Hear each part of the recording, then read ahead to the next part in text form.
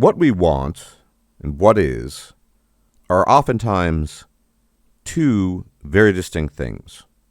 But that's not always clear to human beings. And there are a number of contexts during the course of human life where that's less clear and more clear. And there are, as I will be talking about forthwith, substantial differences between men and women when it comes to this topic. Now, ultimately, this is somewhat related to theory of mind. So basically how you conceptualize yourself with respect to the rest of the world. Now, it's well known to basically everybody that a child has a very poorly developed theory of mind. Children are, I won't say uniquely, but very, very, very strongly solipsistic in their worldview and how they perceive themselves with respect to everything else.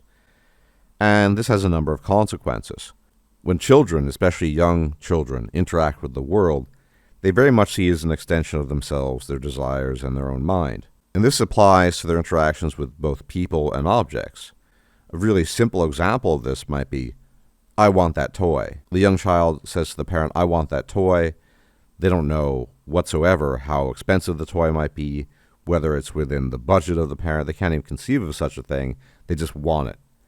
And when they don't receive it, because maybe the family is poor or maybe there is a budget that the family needs to stick to, they get upset. Because their only conception of what's going on is their desire and what they see. An extremely young infant, and this is essentially the main role of females, is to take care of young infants. That's what they evolved to do. Puts constant demands on the mother. And the infant has no mercy. The infant only knows its own needs and wants. Now, as it grows and gets older, eventually it becomes a child, the cognition develops. But even then, the child tends to view the rest of its surroundings as an extension of itself, and that includes the people in the surroundings. And so it has no conception of when an adult might be stressed out, might have too little time because of work, because of obligations, and therefore, in such moments, not able, in a very real way, to accommodate the needs, wants, desires of the child. Now, eventually, a lot of this gets ironed out. Theory of mind is a natural thing that evolves over time, although it does depend on the cognitive ability of the individual in question, but this eventually gets ironed out. And there's probably a hierarchy when it comes to this. So, for example, when we talk about objects, most children grow out of that phase where they want the toy, they insist on getting it, and they get upset when they don't get it, because they realize later on, oh, there are constraints, there are limits. The reason why my father didn't get me the toy when I was, say, 5 years old was because he had gotten fired from his job, or because he had to start budgeting something, because he had to pay down the mortgage of a house. These are things that become salient to the awareness of a young adult, maybe a teenager, and they do make a difference. Now, the theory of mind pertains to other human beings is a bit more complicated, and I would argue that the relationship of theory of mind to other human beings, other thinking beings, versus objects such as I want that toy, I want that computer, whatever, is quite distinct. Most people are very capable of delimiting that desire with respect to what they want in terms of, say, material goods. Most people will never be rich. They realize they can't live in a $10 million mansion. They realize they'll never be driving a Ferrari, and that they have to, generally speaking, live within their means. They know that there are material limitations. However, that is not a one-to-one, I would argue, correlation between how people perceive themselves with respect to other people. It is much worse as a child, but even as an adult, generally speaking, we do not have that same perception of very clear lines of delineation between what is possible, say, affording a grandiose mansion versus why doesn't this person have time for me? Now, we assume that this person in question, say a close friend, a family member, maybe even a relationship, a spouse, that this person ought to be giving me his or her time. But it doesn't always work out that way because human motivations and reasons and cause and effect in this regard are complicated. There could be any number of reasons. Well, for example, maybe the person legitimately doesn't want to spend time with you. Maybe they secretly don't like you. Maybe they're just working 80-hour work weeks. They don't have the time and they're super stressed out. You just don't know. And so that ability to delimit our understanding of what is possible within the realm of the human versus the realm of objects is quite distinct and, to be perfectly blunt, much less developed. Okay, Having explained that, we come to some substantive differences between men and women in terms of their theory of mind, in terms of how they perceive the difference between what they want and what is. Now, men and women are very different from each other, it goes without saying, and even as they're born, they are very different from each other. So female infants are treated with greater care and attention than are male infants on average. If a baby girl cries, then the parents, and especially the mother, is much more likely to show attention and take care of the baby girl as opposed to the boy. And this pattern continues throughout all of childhood. Female children receive more attention, more care, more concern than infant boys. And I'm mentioning this because when it comes to a theory of mind, there is a lot of interaction from the environment. There's a feedback loop. And so there's actually a type of conditioning effect that takes place with respect to female children. And so they're much used to getting what they want. Not always, there are always exceptions, but in general, that's the rule. Baby boys, male children, tend to get less of what they want than female children and baby girls. But there's also the general differences in psychology and how men and women have evolved. Men are much more naturally inclined to realize they have to work to get the things that they want. Women are much more inclined to receive. This is just how we evolved. Men do things, men are doers, men are human doings, women are human beings. The women then receive, they demand the goods from the man, etc., etc. That's how it's always worked. And that's an innate psychological thing. You add to that the innate tendencies with the conditioning I mentioned, and you end up in this very curious situation where women tend very often to conflate, when it comes to human affairs, what they want with what is. Now, lots of people do this all the time. So conflating what you want with what is a very common feature of human psychology. And it does apply to men as well. It's just not to the same degree or the same frequency as it applies to women. Now, part of this, especially when it comes to mating and dating rituals and just how we evolved, is that women are hypergamous. They want more than they already have by their very nature. Men less so. Men are much more willing to settle with things, and men are much more willing to put up with good enough and even be reasonably content with good enough. Women struggle a lot with that. They're rarely, if ever, content with good enough. They always want more, which is why I call relationships a full-time job for men. And at this particular juncture in time, we can very easily see this everywhere we look on the part of women, conflating their own value, reality, with what they want, a man who's of much, much higher value. Now, it is true that women date across and up, preferably, when it comes to their preferences. But historically, because the environment was a limiting factor, obviously, women had a much smaller selection pool. And so there was no ability for them to see things to which they then reacted in a way such as, oh, I want that 9 out of 10, 6'2" model, 6-figure earning guy because I'm so worthy of him. Women back then had, because of conditioning and the environment, a somewhat less inflated ego, and their solipsism tended to be suppressed a lot more by culture, society, and the environment more broadly. You fast forward to the current year, and what do we see? Women who are 4s, 5s, 6s, thinking they deserve 9 out of 10s, and 9 out of 10s will bang them, of course, but they're just not aware of the difference between what they want and what is.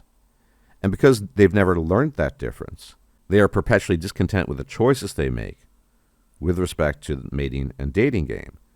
They say, I want Chad Thunderschlong with his $1 million bank account and his status.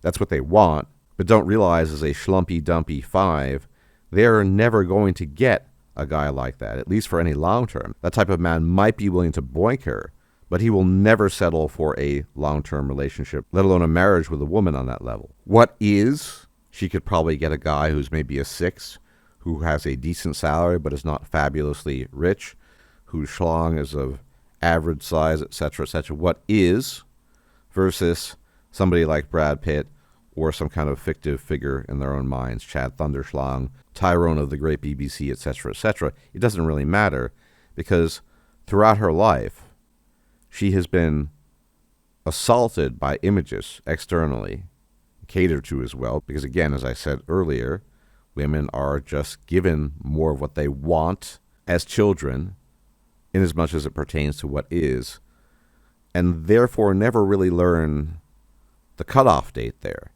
between what is versus what they want.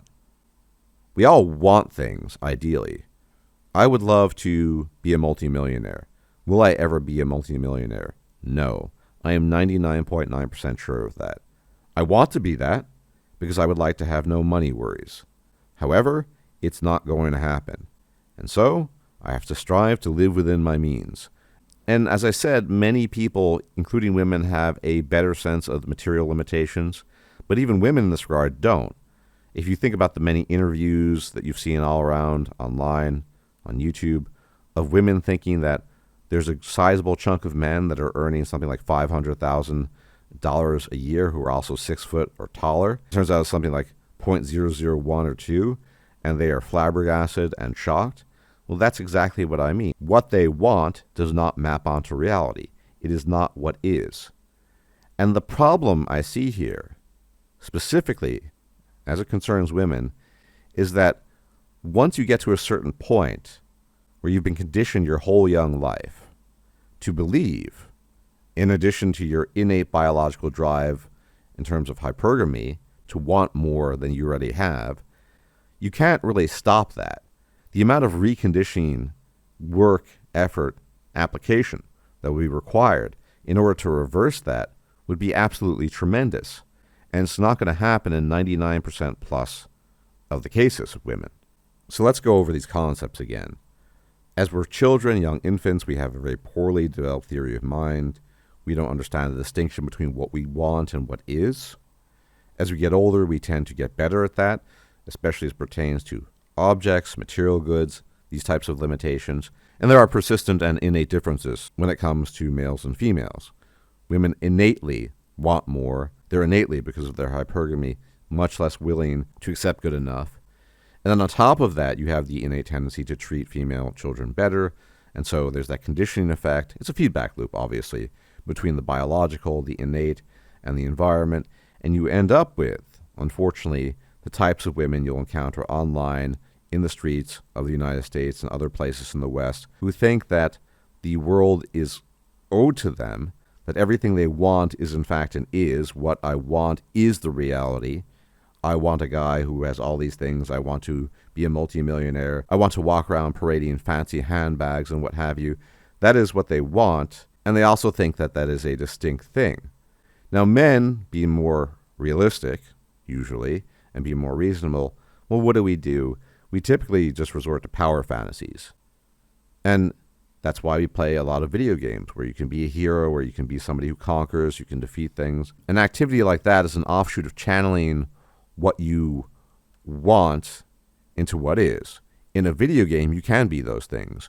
You can be a business magnate. You can be a conquering hero. Hell, you can even be a god. That's great.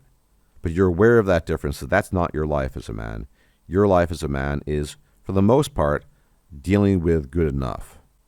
Not so with women, which is why they seem to be perpetually discontent with their life choices again and again and again. They simply lack the ability, at least to any great depth, when it comes to personal relations. Here's what is, and here's what I want. And between what I want and what is lies a gulf of something like 1,000,000 miles, as in, it is not traversable. You cannot traverse this gulf. It is not something that is real. And they're not willing to accept that because of all the aforementioned reasons I've already listed off. Their innate tendencies, the innate tendencies of parents to treat children who are female better and to give them everything they want, the conditioning effect based on that, and of course general gynocentrism. Women say me, gimme, gimme, gimme, gimme, and generally speaking, we give it to them. That's what feminism was all about, right? So I don't see any ability to reverse this trend.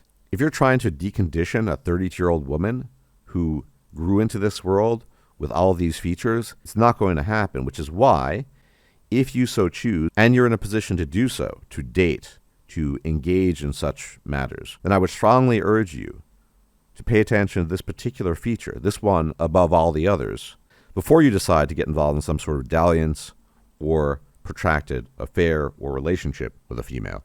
Make sure they can distinguish, in those very rare of cases, between what is the reality they inhabit, what's realistic for them, in the sense of what's obtainable for them, given their own status, usually looks but also personality, versus what they want, where the sky is the limit, where he's Chad Thunderschlag, or Tyrone of the legendary BBC, or whatever it might be, some combination of superhuman attributes.